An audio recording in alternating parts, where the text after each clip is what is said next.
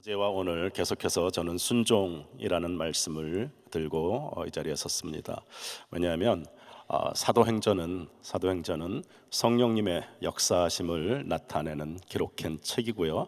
성령님께서 역사하실 때 우리는 아멘으로 또 순종으로 화답해야 하기 때문입니다.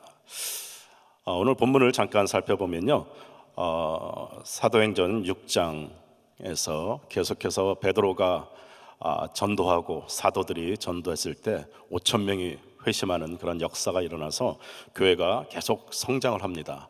이 성장하는 과정에서 교회에서 내부에서 또 작은 크고 작은 문제들이 일어나고 있는 그런 상황을 우리가 잠깐 볼 수 있습니다. 1장에서 7절, 1절에서 7절까지의 말씀은 계속해서 성도들이 늘어나면서 초대교회의 여러 가지 문제들 중에 하나, 헬라파 유대인들, 즉 디아스포라 유대인들이라고 하는데요. 당시 소아시아 지역에, 지금의 튀르키예, 터키 지역에 흩어져 있던 많은 유대인들이, 지금 우리와 같이 해외에 있는 많은 유대인들이 보통은 그곳에서 정착하여 자리를 잡기도 하지만 또 이렇게 이스라엘로 돌아오는 그러한 분들도 많이 있었습니다. 그 헬라파 유대인들과 히브리파, 예루살렘에 살고 있는 히브리파 유대인들, 특히 이 과부들이 구제를 받는데 해외에서 들어온 디아스포라 헬라파 유대인 과부들이 구제에 빠지는 그런 경우가 있어서 교회 내에서 갈등이 있었습니다. 근데 우리가 잘 알다시피 사도행전 4장과 5장에는 초대교회의 그런 모습들, 정말 서로의 물건들을 다 같이 통용하는 그러한 초대교회였죠. 그래서 이러한 구제, 차별 이런 것들은 교회에서 굉장히 큰 이슈가 되었던 것입니다. 그래서 이 사도들이 거기에 온통 신경을 쓸 수밖에 없었습니다. 그래서 오늘 성령이 충만한, 은혜가 충만한 7명의 집사들을 세워서 교회의 행정과 조직을 정비하고, 이 사도들은 말씀과 기도에 전념하겠다라고 하는 것이 1절에서 7절까지의 말씀이었고요. 후반부 8절에서 15절까지의 말씀은 이 7명의 성령이 충만한 7명의 집사들, 세워진 집사들 중에서 스데반을 특별히 예를 들어서 소개합니다. 스데반은 성령 충만한 그런 사람이었는데 이 헬라파 유대인들의 모함을 받아서 공회에 서게 됩니다. 그리고 공회에 재판을 받게 되는 그러한 장면 가운데 바리새인들과 서기관들에게 잡혀서 유대인의 공회에 서는데 스데반의 얼굴이 천사의 얼굴과 같았다라는 그런 말씀으로 오늘 15절의 말씀이 맺게 되는데요. 스데반은 복음의 열정과 또 담대함 가운데 진리를 아는, 진리에 사로잡힌 스데반의 그 얼굴은 이러한 공회의 심판 가운데도 담대하고 또 평강이 있는 그 얼굴이었습니다. 오늘 저에게 주신 한 구절의 말씀은 사도행전 6장 8절의 말씀입니다. 다 같이 한번 읽어보겠습니다. 시작. 스데반이 은혜와 권능이 충만하여 큰 기사와 표적을 민간에 행하니. 어제 사도행전 5장의 말씀에서는 성령님이 사도, 즉 베드로와 요한 사도들을 통해서 역사하신, 그들의 순종을 통해서 역사하신 것을 주로 나타났다면, 오늘 6장은 스데반을 비롯한 일반 성도들을 통해서 성령님이 또 역사하시는 그러한 모습을 보여주고 있습니다. 특별히 오늘 본문에서 초대교회의 직분자로 세워진 7명의 집사들 중에서 성령 충만한 스데반을 통해서 어떻게 성령님이 역사하시고 또 어떻게 이 교회가 더욱더 정비되고 또 부흥해 갔는가라는 것에 성령님의 권능에 대해서 좀 더 자세하게 살펴보기 원합니다. 우리가 흔히 성령을 받았는가 또 성령 체험을 했는가라고 이렇게 누군가 질문을 하게 되면 과거 어느 시점에 어떤 환상을 보았거나 또 방언을 받았다거나 아니면 뜨거운 성령의 체험을 했던 그런 기억을 떠올리게 됩니다.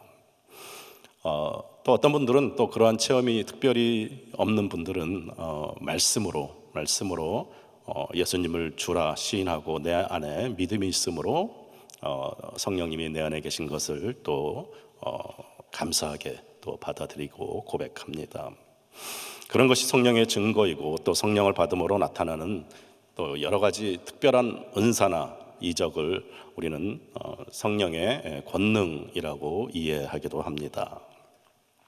오늘은 특별히 성령의 권능에 대해서 좀 살펴보기 원합니다. 우리 스데반에게 오늘 한 줄 말씀 주신 말씀처럼 성령님이 스데반에게 은혜와 권능을 충만하게 부어주셨다 말씀하십니다. 신학교를 졸업할 때쯤 여러 교수님들이 또 주변의 목사님들이 졸업하면 또 사역을 하게 될 때 성령님의 권능을 가져야 된다, 능력을 받아야 된다, 그래야지 사역을 잘할 수 있다, 그런 말씀을 많이 들었습니다.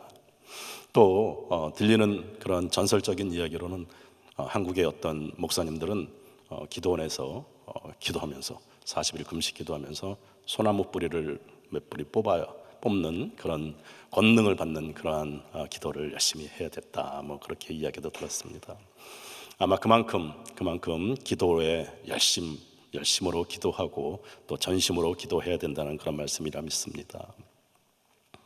사도행전의 핵심 구절인 사도행전 1장 8절의 말씀 잠깐 보겠습니다. 1장 8절의 말씀에는 오직 성령이 너희에게 임하시면 너희가 권능을 받고 예루살렘과 온 유대와 사마리아와 땅끝까지 이르러 내 증인이 되리라 하시니라 라고 말씀하십니다.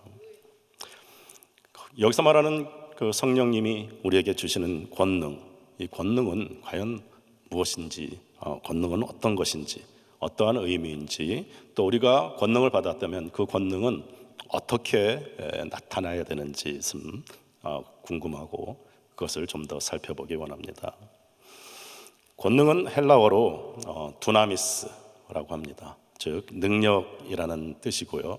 이 단어에서 역동적인 또 다이나믹한 또 우리가 아는 그 폭발물 다이너마이트 또 이 단어에서 두나미스라는 단어에서 파생이 되었습니다.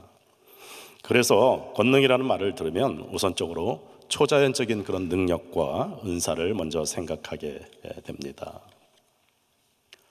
사도행전은 예루살렘에서 시작한 복음의 역사가 어떻게 사마리아와 소아시아와 로마에 이르기까지 땅끝까지 퍼지게 되었는가, 그리고 그 일을 이루신 것이 바로 성령님의 역사라는 사실을 기록하고 있습니다.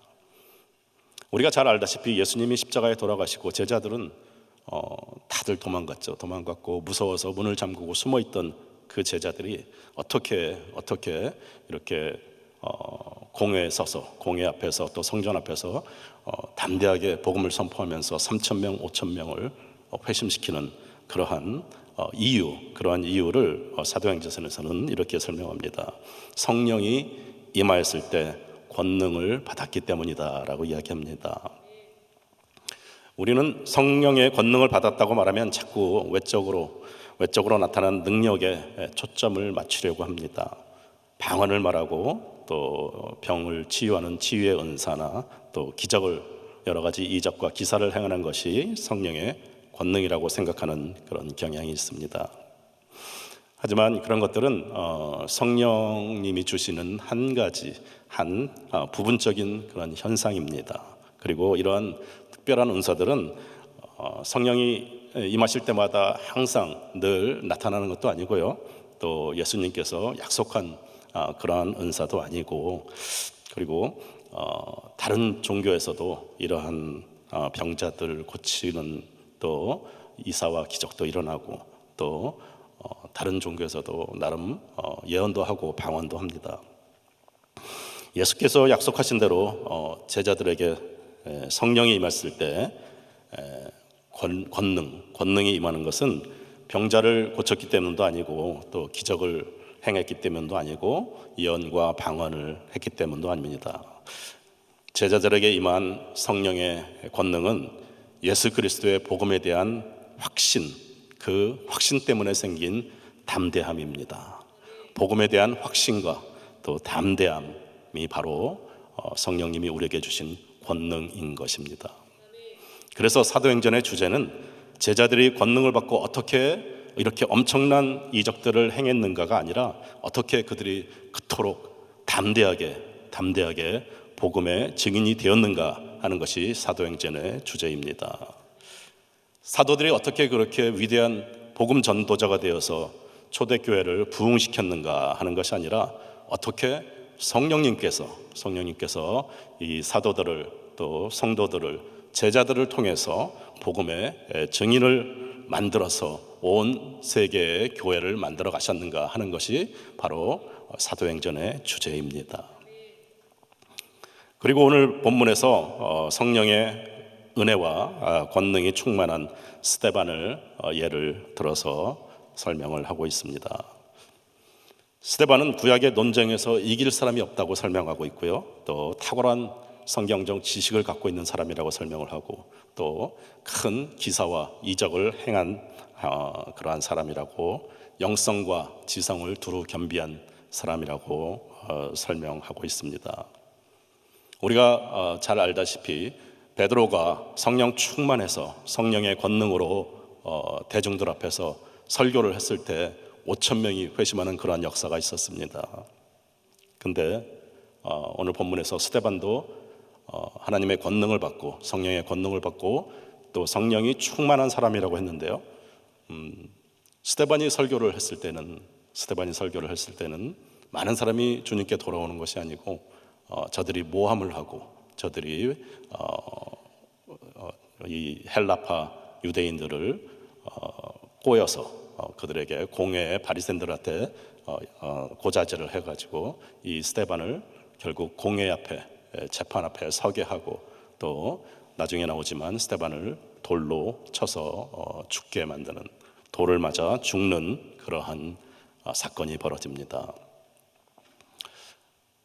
스데반은 베드로처럼 그렇게 성령의 권능을 받지 못한 사람인가요? 그렇지 않습니다.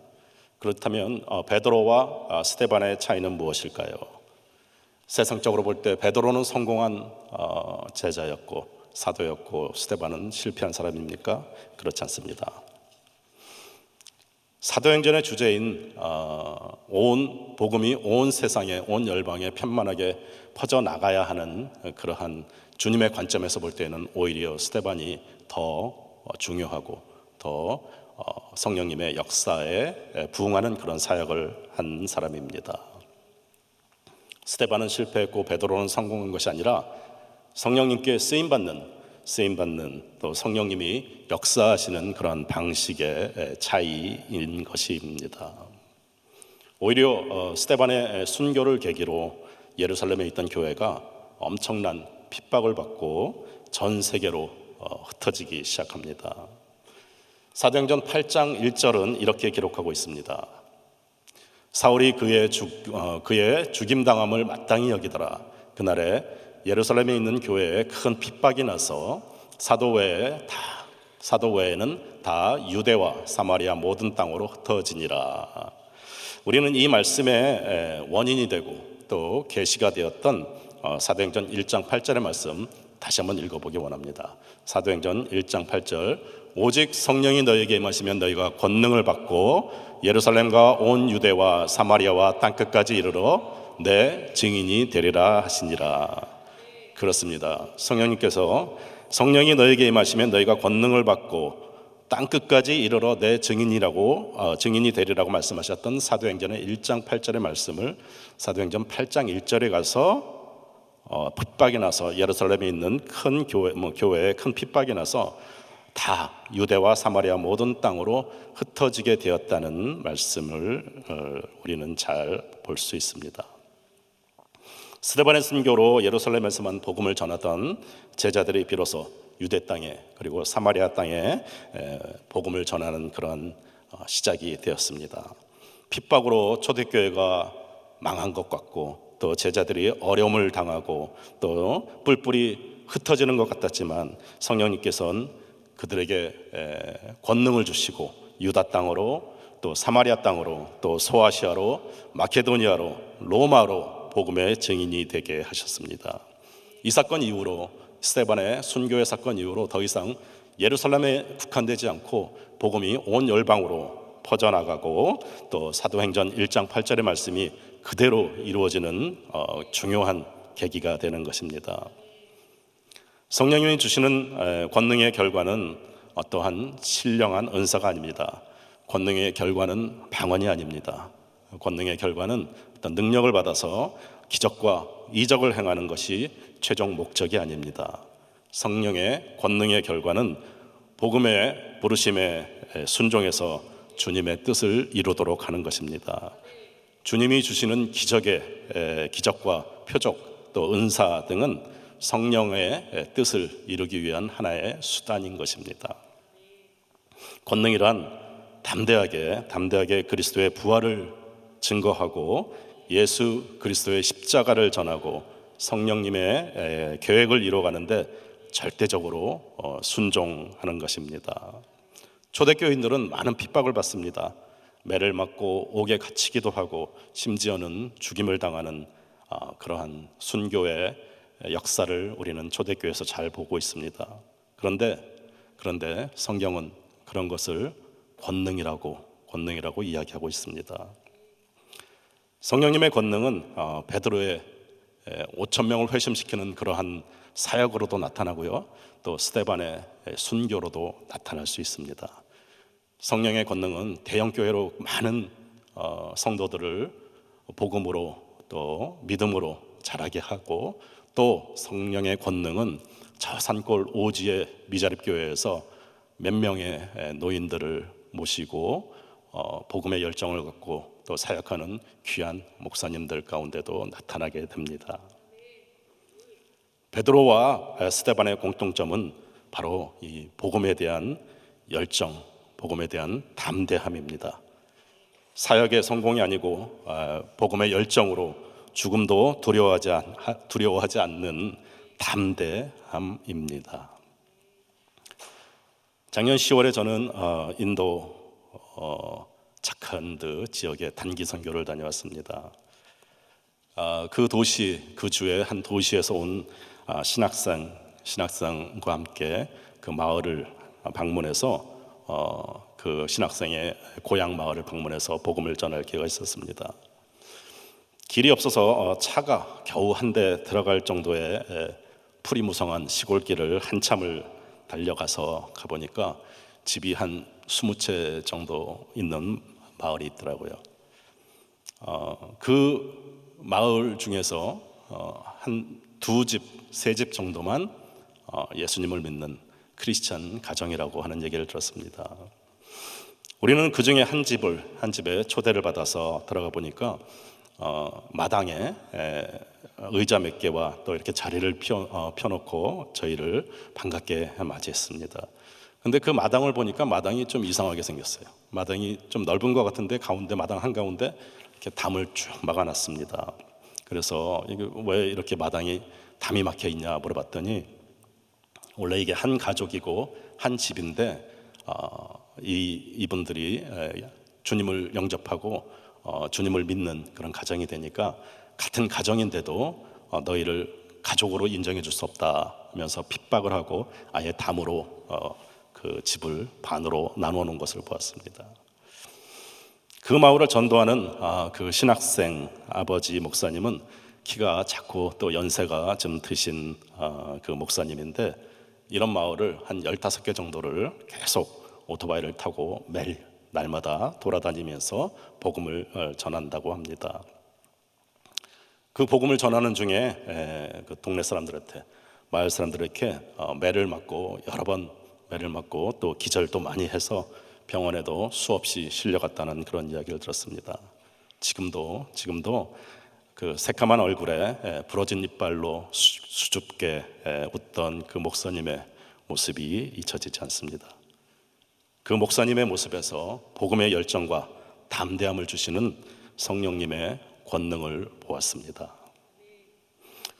주님의 명령에 순종해서 선교에 관심을 가질 수 있다는 그 자체가 이미 권능입니다. 선교의 현장에서 얼마나 많은 열매를 맺는가 하는 것이 중요한 것이 아니라 전할 수 없는, 전하지 않으면 안 되는 그 선교의 열정 때문에 선교지를 찾아가고 선교지 영혼들과 함께 복음을 나누는 것이 바로 성령의 권능입니다. 성령의 권능은 예루살렘과 온 유대와 사마리아와 땅끝까지 이르러 증인이 되라고 주님께서 주시는 것입니다. 하나님 나라에 대한 간절한 소망과 복음 전파에 대한 열정과 담대함이 바로 성령님이 우리에게 권능을 주시는 목적, 그리고 성령님께서 우리에게 그 권능을 어떻게 사용하라고 하시는 그 의도인 것입니다. 이제 말씀을 맺겠습니다. 권능은 결과가 아니라 동기입니다. 성령의 권능은 특별한 체험이 아니라 순종의 삶입니다. 우리가 그리스도의 복음의 증인으로 순종해서 살아야겠다는 거룩한 그 부담을 느끼기 시작한다면 그것이 바로 성령의 권능입니다. 선교를 해야 하는 것은 단순히 그것이 지상 최고의 명령이기 때문에 또 아니고, 또 교회가 성장할 수 있는 그런 좋은 기회이기 때문에도 아니고, 또 교회에게 주어진 의무이기 때문에도 아닙니다.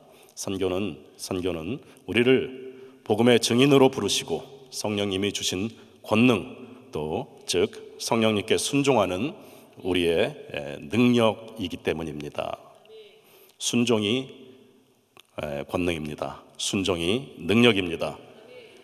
그래서 성령의 권능을 받은 우리는 선교를 합니다. 그래서 우리는 선교에 거룩한 부담을 느낍니다. 그래서 성령님의 권능이 가득한, 성령님의 권능이 우리를 붙잡은 우리의 비전은 세계 선교를 마무리하는 것입니다. 다 같이 기도하겠습니다. 참 좋으신 아버지 하나님, 그렇습니다. 성령님께서 주신 권능으로 세계 선교를 마무리하는 저희들 주님께 나가길 원합니다. 늘 성령 충만하게 하시고 주님께서 주님을 붙잡고 성령님에게 순종하며 주신 권능 가지고 땅끝까지 복음 들고 나가는 귀한 발걸음, 나가는 우리 모든 성도님들 축복하여 주시옵소서.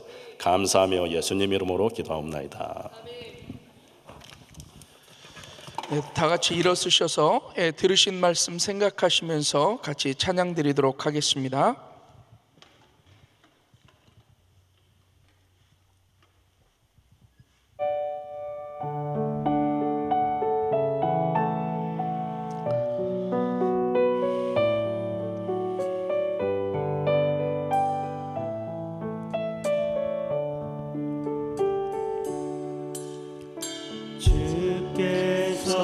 주신 동산에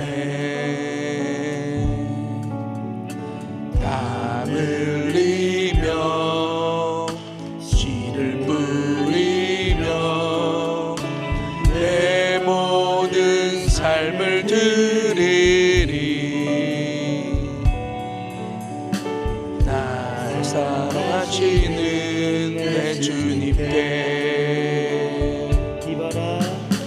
비바람 앞을 가리고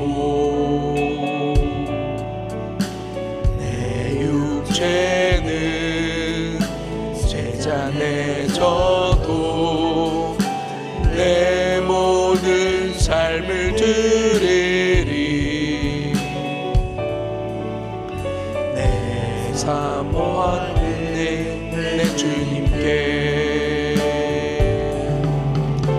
땅 끝에서 주님을 맞으리. 주께 드릴 열매 가득한 꽃. 땅 끝에서 주님을 배우리. 주께 드릴 노래 가득한 꽃. 땅의 모든 끝 찬양하리.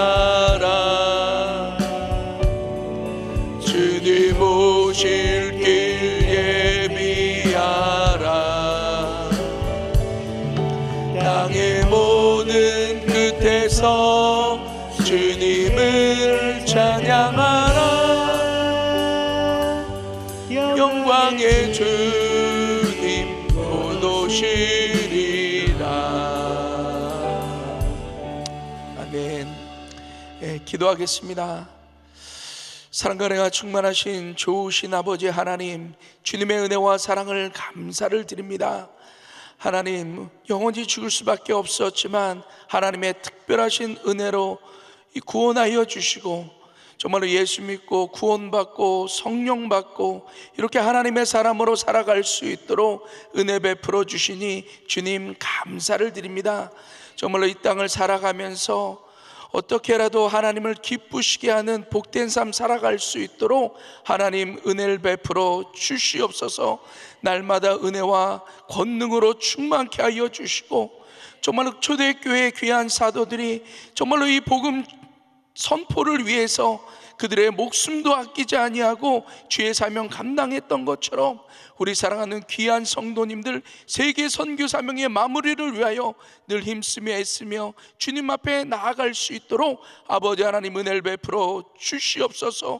정말로 주님만 바라보게 인도하여 주시고, 정말로 주님 앞에 받을 그 상급 바라보며 아버지 하나님 늘 승리하며 살아갈 수 있도록 우리 사랑하는 귀한 성도님들 위해 아버지 하나님의 은혜를 베풀어 주시옵소서. 또한 귀한 사명 감당하여야겠사오니 아버지 하나님 힘과 능을 더하여 주시옵소서. 육신의 강건함으로 역사하여 주시옵소서. 내가 나사렛 예수의 이름으로 명하노니 강건하여질지어다, 강건하여질지어다. 모든 암세포는 사라질지어다, 모든 불치병은 사라질지어다. 주님께서 친히 만져주시고 정말로 강건케 하여 주시고 치유하시고 회복시켜 주셔서 일평생 정말로 주님 오실 길 예비하며 복된 사명 감당하며 살아갈 수 있도록 주님 은혜 베풀어 주시옵소서. 또한 우리 귀한 성도님들 가정 하나님 축복하여 주시고 모든 생업을 하나님 마음껏 축복하여 주셔서 정말로 시간과 물질의 자유함 갖고 하나님을 기쁘시게 하는 복된 사명 감당하며 늘 승리할 수 있도록 주님 은혜 베풀어 주시옵소서. 이제는 우리 구주 예수 그리스도의 은혜와 그 하나님의 무한하신 사랑하심과 성령님의 내주교통 충만하옵신 은총이 성령의 권능을 받아 땅끝까지 복음을 전하는 삶을 살아가기로 또한 다짐하고 결단하는 우리 사랑하는 귀한 성도님들 머리 위에 그 가정과 모든 생업과 자녀들 위해 이제로부터 영원토록 함께 계실지어다. 아멘.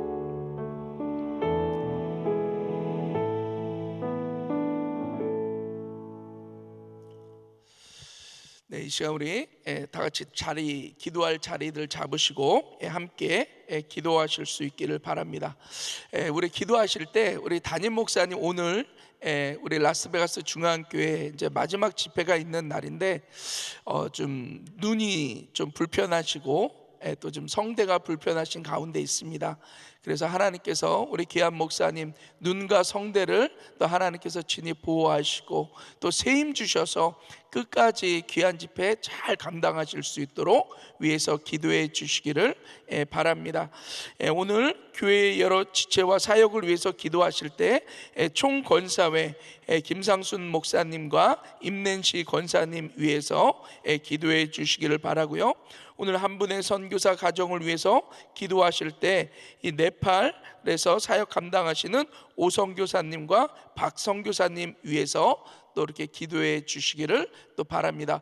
오늘 또 말씀 받으신 것 또 기억하면서 붙으시고 기도하실 수 있기를 바랍니다. 우리 주여 3번 부르짖고 함께 기도합니다. 주여 주여 주여.